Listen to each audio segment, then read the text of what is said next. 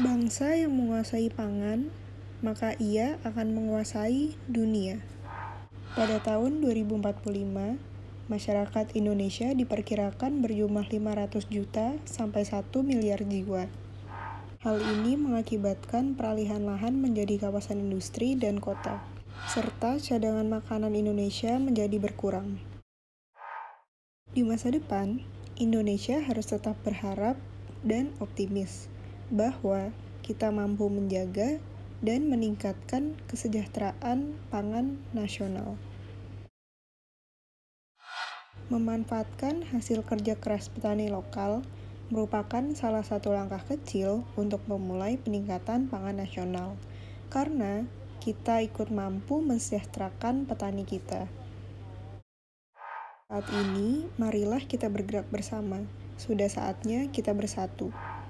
Berikut merupakan solusi dari permasalahan pemasaran konvensional. Pertama, aplikasi Pak Tani Digital. Dapat dilakukan cek harga hingga pembelian barang langsung dari petani ke konsumen akhir, yang dapat meminimalkan rantai pemasaran. Dua, yaitu aplikasi 5 kilo. Petani dapat menjual langsung hasil akhir ke konsumen. Selain memperpendek rantai pasok, harga akhir yang didapat petani juga dapat menjadi lebih tinggi. Ketiga, aplikasi pantau harga. Melalui aplikasi ini dapat dilakukan tawar-menawar dan jual-beli produk pertanian langsung dari petani. 4. Aplikasi Simbah. Kita dapat menemukan berbagai hasil pertanian. Selain kualitas produk yang terjamin, konsumen juga mendapat harga yang bersaing. Manfaat pemasaran produk secara online. Dengan memulai berjualan online semisal melalui sebuah website yang bekerja sama dengan perusahaan atau orang yang sudah ahli dalam digital marketing, lalu kita dapat memutuskan strategi apa yang terbaik untuk bisnis, semisal pembuatan konten yang menarik dan iklan di berbagai sosial media.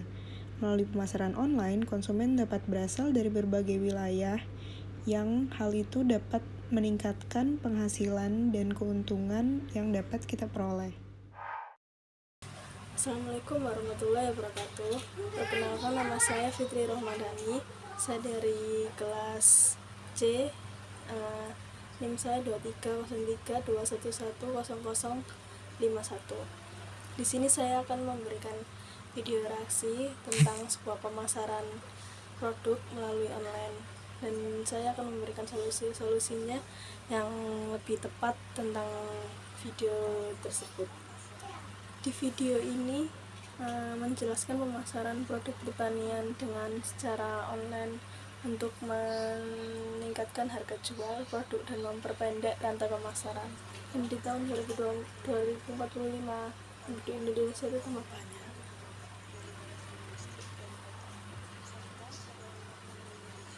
Dan cadangan pangan Indonesia itu juga lebih banyak daripada penduduknya. Jadi harus Indonesia itu menghasilkan lebih banyak bahan pangan untuk memenuhi kebutuhan penduduknya tersebut. Jika kita memanfaatkan hasil kerja dari petani lokal, kita juga dapat meningkatkan hasil pangan yang ada di negara kita sendiri. Video ini tuh menjelaskan seperti kita itu harus memanfaatkan kerja keras dan hasil dari petani lokal untuk membangun atau meningkatkan hasil pangan yang ada di Indonesia, supaya nanti di tahun 2045 itu antara penduduk dan bahan pangannya itu seimbang. Jadi tidak ada kesenjangan dalam dua hal tersebut. Seluruh komponen yang ada di dalam masyarakat harus ikut membantu untuk mensejahterakan pangan yang ada di Indonesia, supaya nanti di tahun 2045 itu kesenjangan pangan antara penduduk dan hasil pangannya itu tidak beda jauh. Jadi kita tidak tertinggal dalam pemasokan pangan, dan supaya kita tidak tergantung dengan impor atau ekspor dari luar negeri. Dan selanjutnya kita akan di video ini tuh menjelaskan tentang pemasaran produk dengan secara online. Solusi dari permasalahan pemasaran konvensional. Di dalam video ini terdapat ada aplikasi Pak Tani, yang artinya itu kan pembelian barang melalui online itu tersebut. Dan yang kedua itu aplikasi 5 kilo. Petani bisa langsung menjual hasil taninya ke konsumen melalui online. Yang ketiga itu pantau harga, bisa tawar-menawar dan jual beli hasil tani melalui online juga. Produk pertanian langsung dari petani. Yang keempat itu Simba. Kita itu bisa menemukan berbagai kebutuhan pertanian dan hasil pertanian dalam sebuah aplikasi Simba ini. Di dalam video ini memanfaatkan tentang pemasaran produk dalam online. Bekerjasama dengan perusahaan atau orang yang sudah ahli dalam digital marketing, lalu kita dapat memutuskan strategi apa yang Kita juga dalam memanfaatnya itu kita bisa memasukkan strateginya, dan iklan di berbagai sosial media. dan kita itu bisa memasarkan produk tersebut melalui iklan-iklan yang ada di aplikasi tersebut, dan nanti semua orang itu bakalan bisa tahu hasil dari apa yang kita promosikan itu, jadi lebih banyak dikenal orang. Dan jika kita menjual di online itu biasanya ada kelemahan-kelemahan atau kekurangannya ya. Dan kekurangannya itu biasanya itu kerentanan terhadap penipuan. Misalnya kalau orang jualan beli di aplikasi ini, di gambarnya itu menjual kayak wortel atau apa, tapi nanti yang datang itu biasanya beda. Takutnya itu kerentanan penipuannya itu seperti itu. Tapi kalau keuntungannya itu mungkin lebih cepat ya, atau lebih mudah dijangkau banyak orang, terus banyak yang kenal, dan tidak harus jauh-jauh datang ke pasarnya langsung. Jadi kita bisa pesan lewat handphone atau aplikasi tersebut, nanti ada orang yang mengirim ke rumah kita atau ke alamat kita. Dengan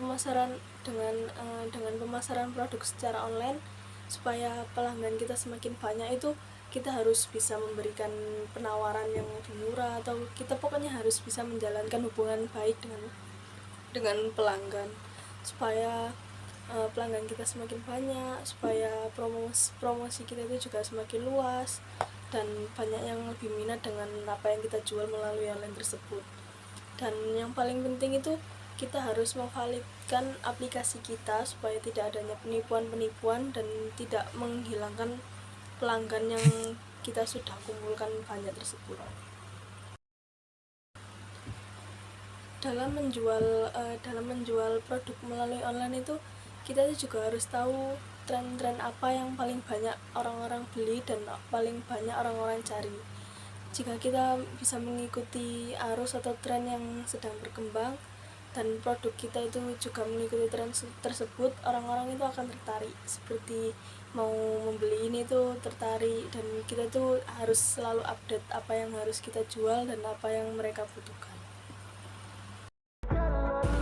Sekian dari saya dalam memberikan video reaksi tentang pemasaran produk secara online. Apabila ada kesalahan atau kekurangan dalam saya memberikan reaksi ini, saya mohon maaf. Terima kasih. Wassalamualaikum warahmatullahi wabarakatuh.